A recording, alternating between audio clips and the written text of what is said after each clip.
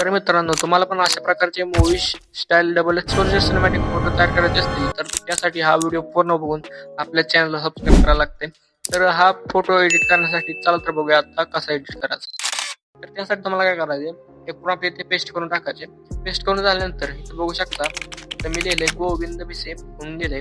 तर तुमचं तिथं नाव टाकायचे. तुम्हाला मी इथे गोविंद बिसे लिहिलंय का नाही, त्याच्यावर क्लिक करायचे आणि ते कट केलं करायचे. त्याच्यावर क्लिक कट केलं आपण. त्यानंतर मी इथं टाकतो, बघू शकता इथं डबल एक केलं, बोल्ड केलं पाहिजे जरा.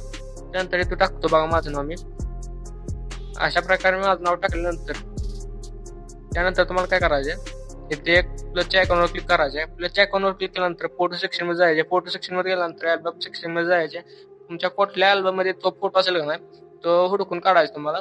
तो हुडकून काढल्यानंतर त्याच्यावरती क्लिक करायचे. त्याच्यावरती क्लिक केल्यानंतर तुम्ही बघू शकता इथे मी एक फोटो सिलेक्ट करून घेतो. ऍड वरती क्लिक करतो.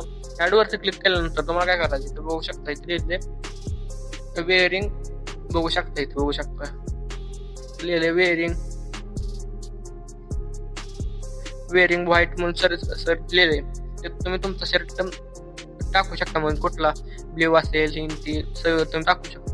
तर अशा प्रकारचे फोटो तयार करण्यासाठी ह्या प्रॉम्प्टची आवश्यकता लागते. तर आता तुम्हाला काय करायचे, तर ॲरो दिसत असेल खाली बघू शकता, इथे ॲरो दिसत असेल तुम्हाला, त्याच्यावर क्लिक करायचे. त्याच्यावर क्लिक केल्यानंतर 5 ते 10 मिनिटात तुम्हाला वेट करायचे.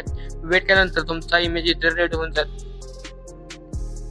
तर तुम्ही बघू शकता अशा प्रकारचा इमेज क्रिएट झालाय. त्याच्यावरती क्लिक करायचे.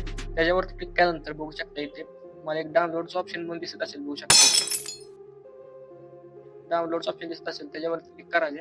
हा व्हिडिओ फोटो तुमच्या गॅलरीमध्ये सेव्ह होण्यास सुरुवात होईल. तर आजचा व्हिडिओ कसा वाटला ते कमेंट करून नक्कीच सांगा. चॅनलवरती पाहिला असेल तर चॅनलला सबस्क्राईब करायला विसरू नका.